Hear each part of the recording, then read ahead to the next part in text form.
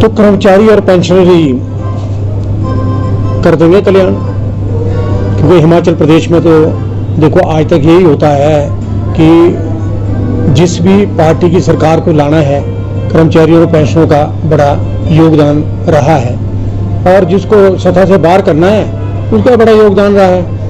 परंतु जो वर्तमान सरकार है, जयराम सरकार, ये कर्मचारियों के बारे में सोच ही नहीं रही है। 4.5 साल के समय में कुछ नहीं हुआ। आप बताइए, रो पिट के पंजाब के आधार पे जो है ये वेतनमान इन्होंने दिया। इसके बाद भी जो भत्ते मिलने थे, जैसे हाउस रेंट था, प्रतिपूरक भत्ता था, और राजधानी भत्ता था, शीतकालीन भत्ता था, जनजातीय भत्ता था, उसके बारे में तो अभी तक कोई विचार ही नहीं है, कोई सोच ही नहीं रहा। और बड़ी मुश्किल से एक ही बैठक जो है कर्मचारियों के साथ सलाहकार समिति की सरकार ने करी, और पेंशनों के साथ तो एक भी बैठक नहीं करी। पेंशनों की तो मांगे सारी लटकी हुई है। आप बताइए, 2017 में कर्मचारियों और पेंशनों ने इस सरकार को सत्ता में लाया और कर्मचारियों की कोई सुनवाई नहीं है। ये तो कल्याण बोर्ड का जो भी पीछे मुख्यमंत्री ने सरकार ने घोषणा की है, वो तो मैंने जो नोटिस सर्व किया था सरकार को कि 14 अगस्त से पहले सरकार जो है ये कल्याण बोर्ड का भी गठन करे और कर्मचारियों की समस्याओं का भी समाधान करे। परंतु आप बताइए, कल्याण बोर्ड का गठन अब 4.5 साल बाद सरकार ने किया, वो भी नहीं के बराबर है। और दूसरी बात यह है कि आज जिन मुद्दों को लेकर के कर्मचारी और पेंशन आज परेशान है, क्योंकि सरकार जो है कोई सोच नहीं रही है। टाइम पे टाइम है। आज देखिए, राइडर भी नहीं हटा, कर्मचारियों को एरियर भी नहीं मिला, कर्मचारियों को भत्ते भी नहीं मिले, कर्मचारियों को जो उत्पीड़न हुआ था वो भी नहीं बहाल हुआ।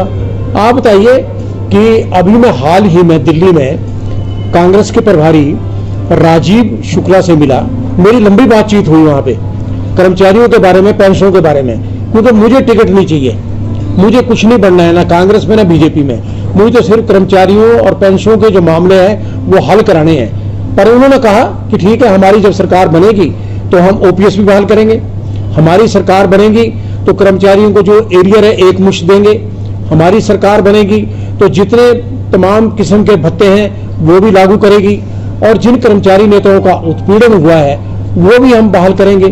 तो आप बताइए, जब इस प्रकार की बातें वो कर रहे हैं, इसके साथ ही मैं विपक्ष के नेता जो है मुकेश अग्निहोत्री से मिला, उन्होंने भी यही बात कही। उन्होंने कहा कि गोपाल दास वर्मा जी, आप भी मेरे फादर जो है कर्मचारी नेता रहे, अध्यक्ष रहे, और वही खून मेरे अंदर भी है।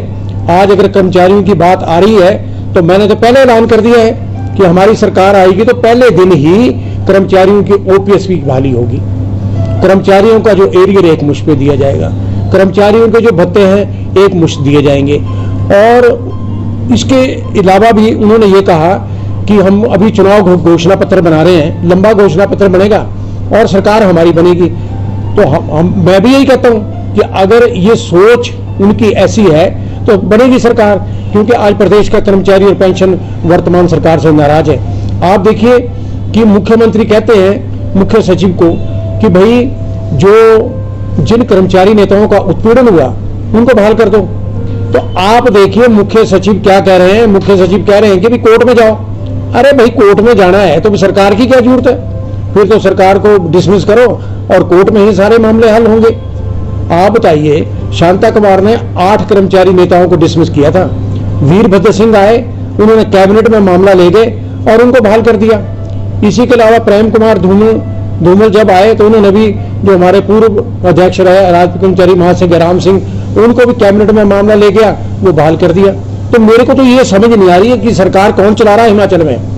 45 लाख की गाड़ियां जो अफसर खरीद रहे हैं, ये प्रदेश का खून चूस रहे हैं ये, और मुख्यमंत्री को पता ही नहीं है कि क्या हो रहा है, कर्मचारियों को पेंशन देने की बात ही नहीं है। इसके अलावा मुकेश अग्निहोत्री ने यह भी कहा कि वर्मा जी, हम जो है ये जो कारपोरेट सेक्टर के जो कर्मचारी हैं इनको भी पेंशन देंगे, हमको रखेंगे इस वाली।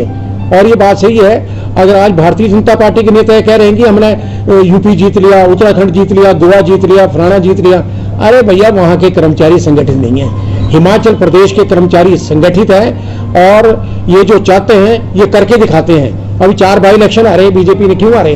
कारण यही था कि कर्मचारियों ने सपोर्ट नहीं किया, पेंशनरों ने सपोर्ट नहीं किया।